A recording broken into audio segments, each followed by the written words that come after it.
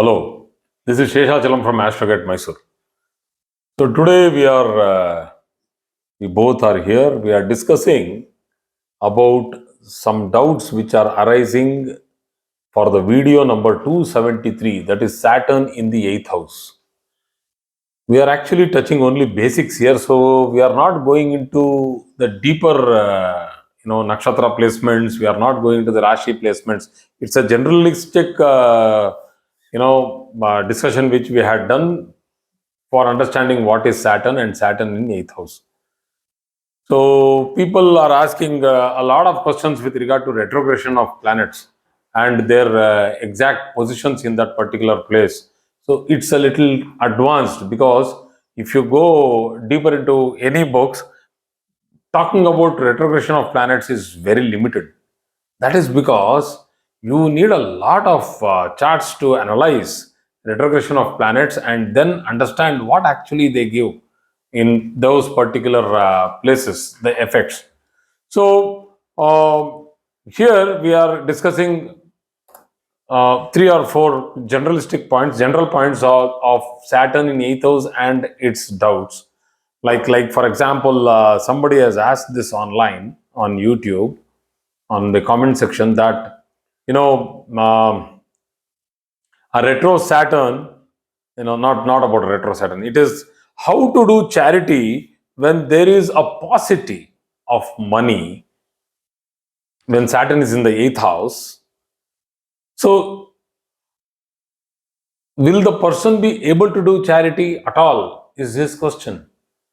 So, the point is here we need to understand who really does charity in this world. Does only the rich do charity?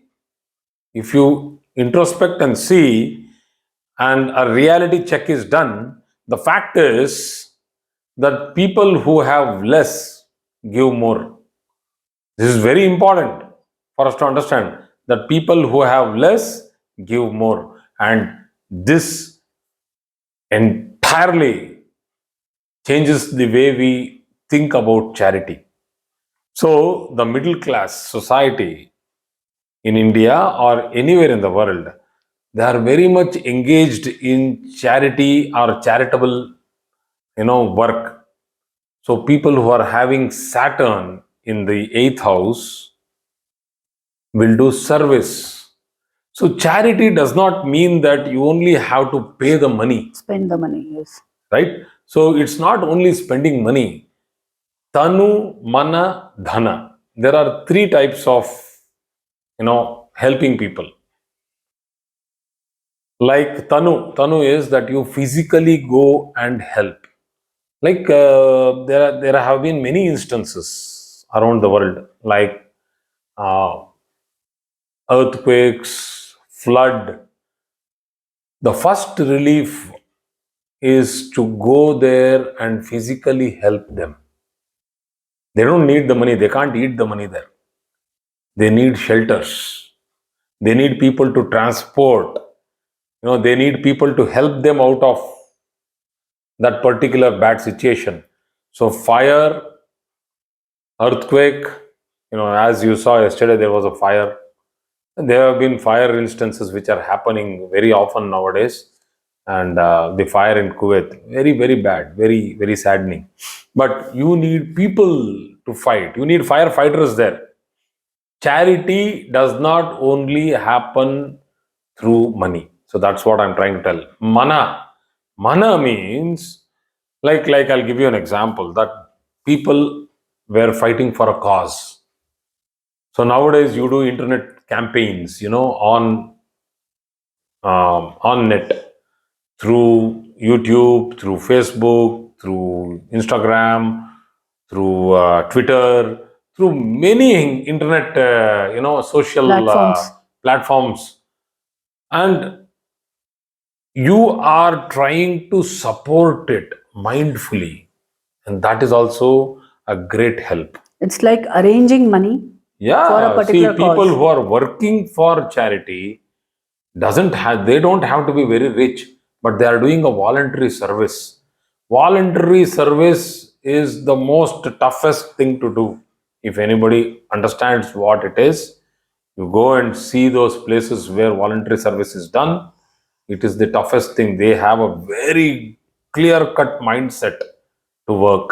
So, charity for Saturn in the eighth house can be done by all these things. Tanu, mana, dana, One physical best self. way, another one best way to do charity is you can go to any nearby old age home because Saturn, old age. Correct. So just spend 1 hour, if not daily, maybe alternate days or weekly, once, twice. Yes. Spend 1 hour with them, communicate with them, chit chat with them, tell stories, or just sit and listen to them. That itself is a big, old big people, relief for them. elderly people, these folk need people to listen to their stories, listen to their problems, listen to Frustrations, anything. good things, bad things, anything. Yeah, you listen to them, they will get relieved. They will feel that, this guy is going to come every once in a week. So it's a nice time. We'll have, stroll and sit, talk. So charity does not mean it's only donation. So I hope the point is clear. the word charity is directly meaning, giving something, but here it is giving many things. So this is how charitable remedies were discussed for Saturn also. So I hope this has given clarity with regard to the doubt of what will a poor person do? How will he elevate himself from the difficulties of Saturn, which is giving him a lot of obstacles when it And is sitting in the remedial eighth house. measures, if done religiously, it really gives a Yeah, lot it of. pays off. It really pays off. gives. It will relieve you from many problems. Lot of mental difficulties and also even real difficulties. It will pull you out of it.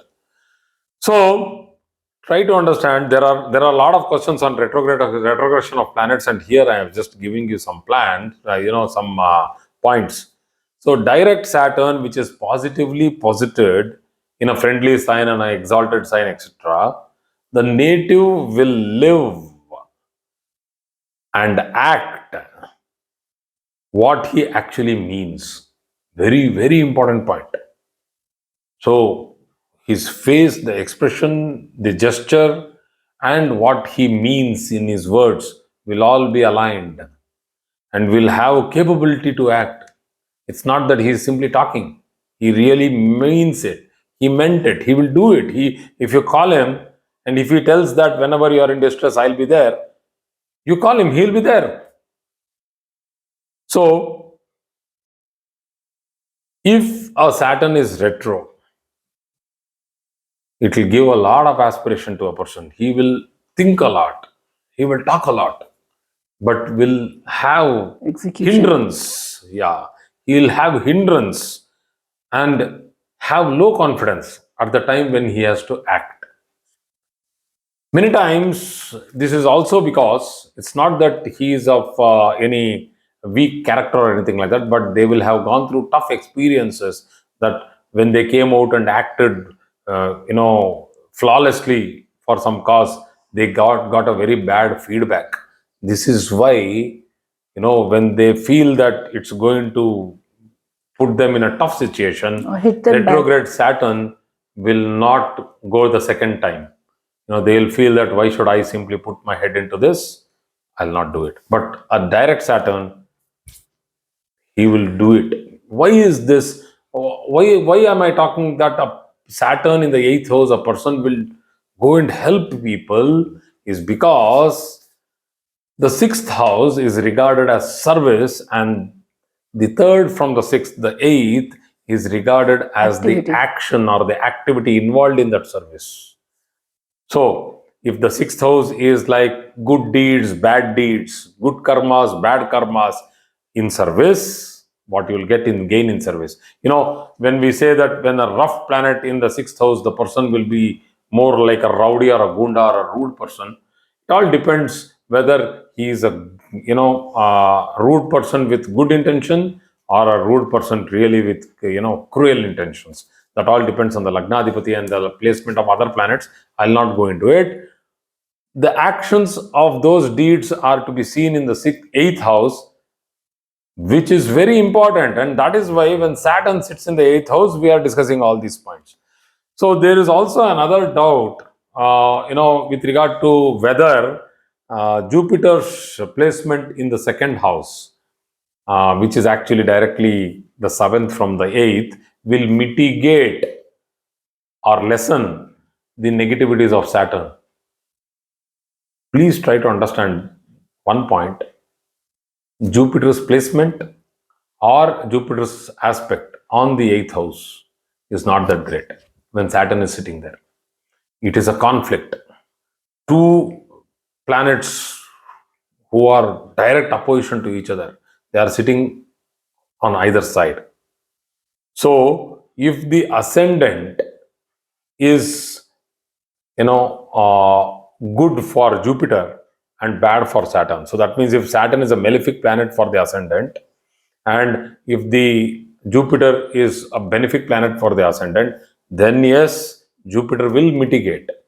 The other way around, if Saturn is a great planet for the ascendant, it's sitting in the eighth house, Jupiter will spoil what goodness Saturn has to give when it's sitting in the eighth house by sitting in the seventh from Saturn, the Marakasthana for the eighth house, the second house. It's not good for Ayu. When it is sitting like that, it will damage it. So, usually people with a good Saturn and a bad Jupiter, or a bad Saturn and a good Jupiter, when they are sitting on opposites, will go through medical problems, sudden financial losses, and many other obstacles in life when the Dasha Bhukti of that particular Saturn, Jupiter, Saturn runs. So they need to be very cautious. So there is also one more doubt when it's a personal doubt. I think a person has asked about his chart, that when Saturn and Ketu are placed in Gemini for a Scorpio ascendant, being the eighth Rashi, Gemini from Scorpio. So is it too bad? Um, for Scorpio, Saturn is the third and the fourth lord. So now the lordship comes because we know the ascendant. So from the third house, Saturn has moved six houses: 3, 4, 5, 6, 7, 8. So it's good for the third house because Saturn from any house, if it is sitting in the sixth house, it will lift that house, it will elevate that house, make it strong. But Saturn for the fourth house, that is Aquarius, is sitting in the fifth. Now you should understand what is the fourth house. It's for qualifications. So it's an extraordinary position when Saturn is sitting in the fifth from the fourth. It's a different way of interpretation. So it is in the Trikona Sthana, that is 5 houses from the fourth house. But the position of Ketu is diminishing the good effects of Saturn, whatever it is giving, because it's a malefic planet for that particular ascendant of Scorpio. But being a malefic, sitting in a malefic house, it would have given great results with regard to focus, determination, and confidence, and trying to build that person. Though it's very hard work for that person to come up in life, it would have given excellent results in a long run. But Ketu here is now, it's like, Controlling. tying the legs. Controlling. It's controlling. It is trying to minimize It the will good keep effects giving of Saturn. breaks. It will give Keep breaks. giving Yeah. breaks. So I think It will also impact the mother of the native. yeah, because it's Fourth, Saturn, because the it fourth becomes the lord, fourth going to lord. the eighth house. Yeah, if you go to the Bhava principle, which will be taken up in the later days because it's an advanced system. When we do, composite techniques, we will have to do these things, but it's not immediately. We will be now again going through the planets and their positions from Aries ascendant, Taurus ascendant, and everything. I think we'll be doing that It's once a again. huge thing. Yeah, huge thing, We'll but we redo will try it. to complete it because it's actually the syllabus what we have charted out. So, thank you very much for today's class. And one more thing I would like to add, it is very difficult to keep solving personal queries. Yeah, It is yeah. easy to answer generalistic, but personal queries it becomes difficult Because they are- our orientation here when we are teaching is more towards people who are having aspiration to become astrologers. And one more thing is there that one or two positions we cannot delineate a chart. Please Viewers, please understand, just giving one or two position, we But cannot also then conclude. if they give us the whole position also, we'll not Then be we able to cannot go do through it. We cannot It's do a it. huge exercise or anyway. Yeah. So Anyways, thank you so much. thank you.